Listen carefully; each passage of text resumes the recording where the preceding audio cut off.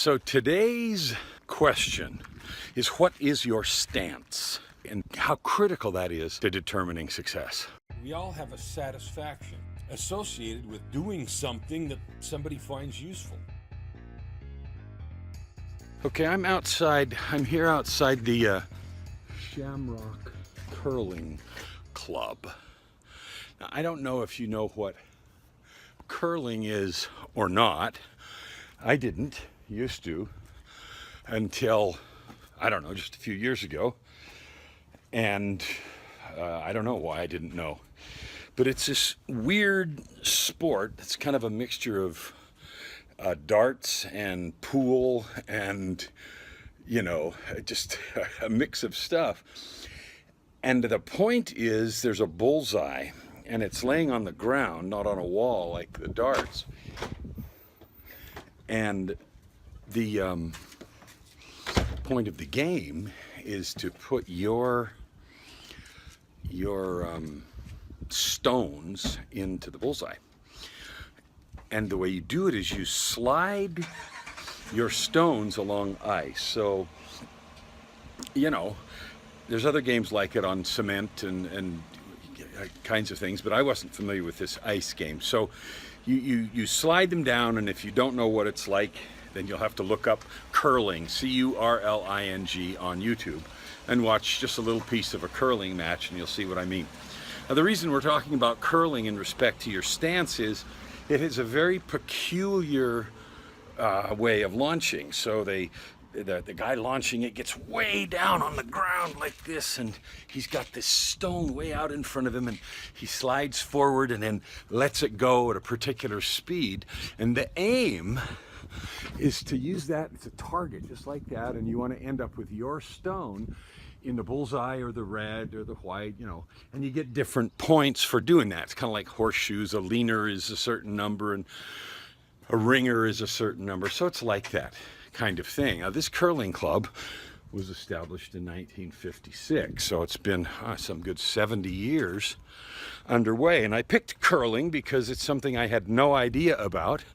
There's a kind of a picture of a curling stance where they have one foot way back there and they're sliding that rock, and it's going to go way down to the other end, like from there to there, and land in somebody else's bullseye. Anyway, so that's how the game works. The reason I'm using it is because if you try to, the stance for this particular thing has been refined over decades and perhaps over centuries. I don't know, like, the long-term history. But the stance, which is how you stand when you deliver this, is up to you. I mean, there's no rule that says you have to do it a particular way, but perfecting the stance and knowing what the good ones are is critical to success. So what does that have to do with life and business and overcoming obstacles and all that good stuff? Well, if I'm in Denver and I want to go to New York, I need to know which direction that is. If I'm facing west and I don't know it, I'll end up in San Francisco. Or if I'm in Miami and I think I'm in Denver and I go east, I'll drown out by the, in the Bermuda Triangle somewhere, because I didn't know which way I was facing. A stance in martial arts, which I am very familiar with, is how you face your opponent, both physically and mentally, spiritually. So there are, a forward stance, a cat stance, a back stance, and it all has to do with your weight distribution and everything else, and your internal stance, how active you focus and how much like the mirror lake you are with no focus, just noticing everything. All of those things have to do with your success in a martial arts match or in a curling match, or traveling from Denver to New York or Miami to drown out by the Bermudas somewhere. So the point here is that your stance is critical determining any success that you want to have. So before you start, I was reading a book this morning, Straight Line Leadership by Dusan Jukic, which who I know, and I don't know him personally, but I know his work, and I know a number of people who have been associated with him, and I like it. I like the book Straight Line Leadership, and he talks about the stance, and my familiarity with martial arts and its stances resonated with me strongly, and so I wanted to talk a little bit about your stance today. So let's say you're struggling with a problem, and the stance, the emotional stance that you have inside is, this problem will never be fixed until he or she, and you have a list of things that are outside of you that have to happen before the problem can be fixed. Well, that stance is already guaranteed defeat, because you don't have any idea whether or not it's even their fault or their responsibility.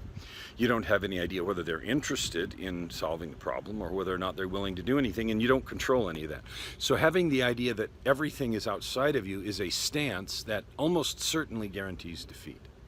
And if there's any success there, it's an accident. It comes by, oops, something happened to fall into place, right? All right. On the other hand, if you take a stance that says, there's a problem here. It must be my problem.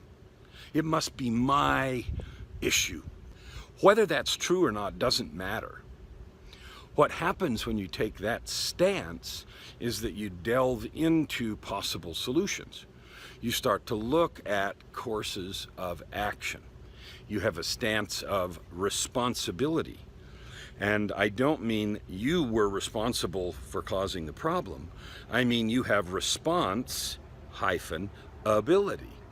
So if you have a stance that each problem that you have is yours, whether or not you caused it, then you examine things in terms of your ability to mitigate, correct, make better, fix, or eliminate the problem. So the point of today's thing, what is your stance? When you look at that, just pick the 2 or 3 most difficult things that you struggle with right now. It may not be anything physical, it may be internal, maybe a mental thing, like mine for a long time has been depression, and how that affects my motivation and my attitude and how I perceive things around me. Or it might be money issues. You don't think you're going to make enough money, or your business will work, or people like you, or it might be self-esteem, it might be relationship, who knows?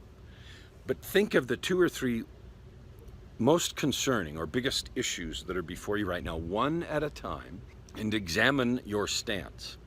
Is your stance toward it external focus, like the problem's out there and somebody else caused it, therefore someone else is responsible for fixing it? Or is it a stance of you have responsibility, an ability to create some difference, to do something that matters? By examining your stance and deciding where you are, and then making a choice. Because in martial arts, if I want to go from a forward stance, which has weight distribute one way, to a cat stance, and you're not seeing my feet, a cat stance has a weight distributed on the back foot, and with the front foot barely touching the ground. Those differences make a difference in how fast I can move, which blows, strikes, or blocks I can apply at a given time, and which stance I operate in is a choice. And I can shift stances literally in half a second. So what if you realized that you could shift your stance, your mental and emotional stance, in half a second? That a stance is not who you are. Oh, I'm pessimistic. Oh, I always see the dark side. Or I'm too optimistic. You actually control your stance. You have the ability to choose your stance. Now that might be a revolutionary idea, but answer the question for yourself. Pick 2 or 3 real examples in your life and decide, what is your stance? Is it what you want? And are you willing to do what's required to change it? See you tomorrow.